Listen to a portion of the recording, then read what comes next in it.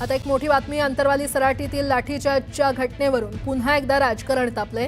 राष्ट्रवादीचे नेते छगन भुजबळ शरद पवारांच्या निकटवर्ती आमदारावर गंभीर आरोप केल्यानंतर आता जोरदार दोन्ही पक्षातले नेते आमने-सामने आलेले आहेत।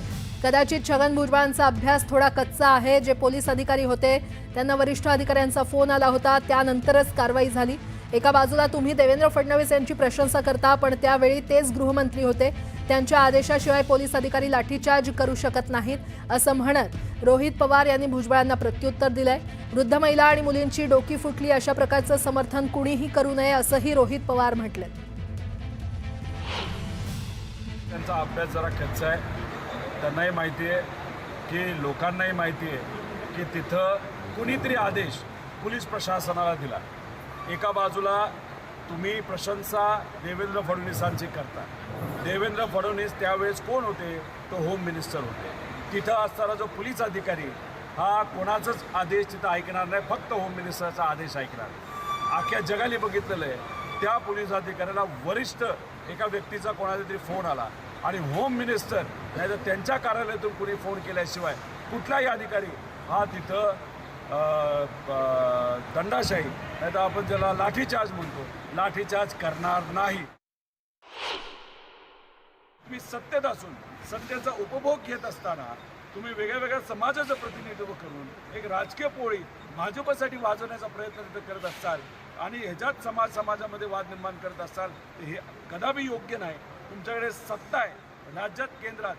विषय सोडवण्यापेक्षा विषय चिघळण्याचा प्रयत्न तुम्ही सर्वजण करत आहात आणि दुसऱ्या बाजूला शेतकरी सर्व समाजाचे आज मदतीसाठी वाट बघत आहेत, युवा सगळ्या समाजाचे नोकरीची वाट बघत आहेत, महिला सर्व समाजाच्या आज त्यांच्यावर अत्याचार होते त्या बाबतीत कुणी बोलेना, फक्त समाजामध्ये वाद निर्माण करून भाजप राजकीय पोळी भाजते।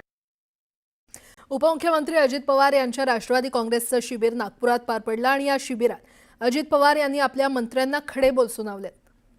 केवळ सुनावलंच नाही तर अजित पवार यांनी मंत्र्यांना सज्जड दम दिलेला आहे। मंत्र्यांना इतर कामं जास्त असतील तर पद मोकळं करा असा इशारा अजित पवार यांनी राष्ट्रवादीच्या मंत्र्यांना दिलाय।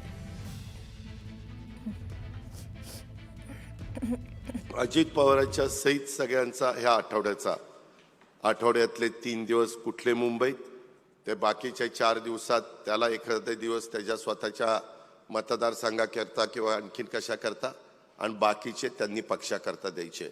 मी आज निर्वाणीचा सांगतो, जर पक्षाच्या पेक्षा मंत्री महोदयांना काहींना इतर कामं जास्त असतील तर ते पद आपण मोकळं करूया आणि दुसऱ्याला कोणाला देऊया।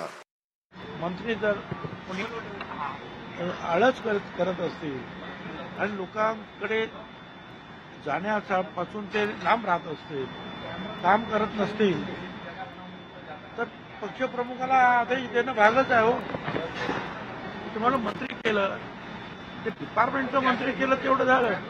अरे पण जनतेमध्ये जा ना, तुम्ही जनतेत गेलं पाहिजे की नाही? पालकमंत्री म्हणून तिकडे जा, तुम्ही बोलण्यात काय चुकलं ते बरोबर आहे। सगळ्यांनी काम करावं म्हणून ते बोलले।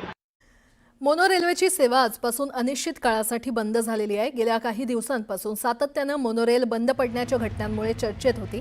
यामुळेच MMRDAनं मोनोरेलच्या संपूर्ण व्यवस्थेचा कायापालट करण्यासाठी मोनोरेल बंद ठेवण्याचा निर्णय घेतलाय।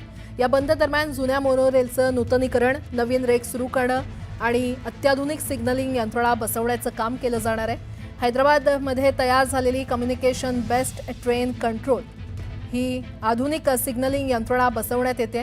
यामुळे मोनोरेल सेवा अधिक सुरक्षित होणार असून 2 गाड्यांमधील अंतर कमी होऊन प्रवाशांना वेळेवर सेवा मिळणार आहे। याशिवाय MMRDAनं 10 नवीन मेक इन इंडिया रेकची खरेदी केली आहे। मोनोरेलमधून दैनंदिन प्रवास करणाऱ्यांना आता पर्यायी वाहतूक व्यवस्थेचा वापर करावा लागणार आहे। महायुती सरकारनं गेल्या वर्षीपासून मुख्यमंत्री माझी लाडकी बहीण योजना सुरू केली आणि या योजनेमुळे महायुती सरकार सत्तेत येण्यास मदतही झाली। या योजनेतील लाभार्थ्यांची पडताळणी आता सुरू आहे। या योजनेमध्ये काही पुरुषांनी घुसखोरी केल्याचं तसंच शासकीय महिला अधिकाऱ्यांनी योजनेचा लाभ घेतल्याचं समोर आल्यानंतर लाडकी बहीण योजनेतील बोगसगिरीला चाप लावण्यासाठी सरकार अलर्ट मोडवर आलेला आहे। आता सरकारनं ई-केवायसी अनिवार्य केलेली आहे। लाडक्या बहिणींसाठी ही अतिशय महत्त्वाची बातमी. लाडक्या बहिणींना आता ई-केवायसी बंधनकारक करण्यात आलेला आहे. या प्रक्रियेमध्ये गेल्या काही महिन्यांपासून जी काही बोगसगिरी सुरू होती त्याला आळा घालण्यासाठी सरकारनं हा निर्णय घेतलेला आहे. काही नवीन गाईडलाईन्स नाहीये. ओरिजिनली सुद्धा या GR मध्ये नमूद करण्यात आलेल्या होत्या. ई-केवायसी साधारणपणे महा-डीबीटी पोर्टलवर ज्या ज्या काही स्कीम्स राबवल्या जातात त्या सगळ्यांना ई-केवायसी ही प्रक्रिया फॉलो केली जात असते. साधारणपणे 91 अशा योजना आहेत ज्याच्यामध्ये ई-केवायसी हे त्या ठिकाणी रुटीन ही प्रोसिजर आहे आणि तीच लाडकी बहीणमध्ये पण आहे. ई-केवायसी मुळे ज्या लाभार्थी आहेत त्यांना अधिकचा फायदा होणार आहे. कारण त्यांचं ई-केवायसी ऑथरायझेशन झालं की त्यांना नियमित लाभ मिळणार आहे. म्हणजे या ज्या तक्रारी आहेत की 1 महिन्याचा लाभ मिळाला, दुसऱ्या महिन्याचा मिळायला विलंब झाला, तिसऱ्या महिन्याचा त्या ठिकाणी थांबला गेला, तर या सगळ्यामध्ये सरळता आणि त्याचबरोबर सुलभता ही त्या निमित्ताने येणार आहे.